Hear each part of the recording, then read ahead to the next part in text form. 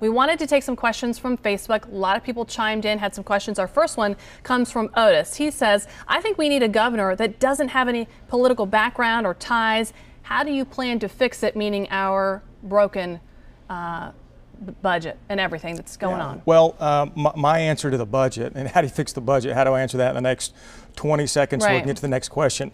My proposal to fix the budget is twofold. One, reforming the legislative budget process, going from 5 legislators in a room that's closed door. The budget's negotiated all session, then they come out and force the rest of the legislature to vote on the budget. I want our legislative session, first month should be policy only, the last 3 months budget only, and have open hearings with these unelected bureaucrats. That exercise alone, Maggie and Otis, will be millions of dollars in cost savings. That's a medium and long-term approach. And I mentioned earlier in the previous segment, my immediate approach to the budget reform would be looking at these sales tax exemptions. And again, last year, Oklahoma allowed $6.7 billion in sales tax exemptions. You add credits and incentives on top of that, just around $9 billion. So how do we fix the budget challenge in Oklahoma? Looking at some of the money that's being mismanaged right now. This is taxpayer money, and it frustrates me. Kelly asked, what is your stance on medical marijuana? Medical marijuana. Well, I want to say very clearly, I'm opposed to the legalization of recreational marijuana. And I think there are serious problems with the state question that's being proposed I think it's going to be June in the primary.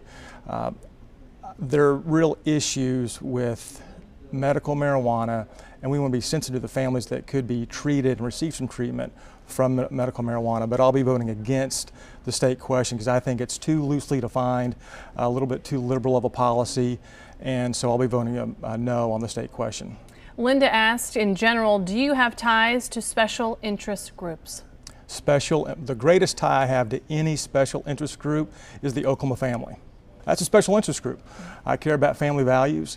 I care about job opportunities. I care about education. My wife's a teacher, so I understand probably a little bit of cynicism with the premise on the question, but there's a special interest called the Oklahoma family, and that's who my closest ties to. And then how about convincing Oklahoma voters to vote for you, even though you've been involved in this current administration, you've been in our state government for many years. How do people know that you will somehow be different than what has been happening for years? Well, to be clear, I've not been involved in this current administration. The governor and lieutenant governor are entirely autonomous, elected independently of one another.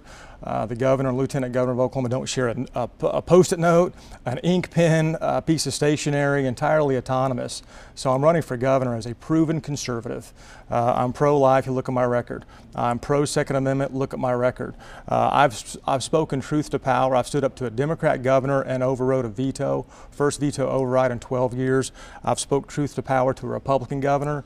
You know, I've rejected the status quo throughout my career. And I'm a proven conservative with real concrete ideas and a detailed plan and a contingency plan to get Oklahoma on the right track. All right, Lieutenant Governor Todd Lamb, thank you for being here. Thanks, Maggie. Appreciate it. All right, stay with us. We'll be right back after this quick break.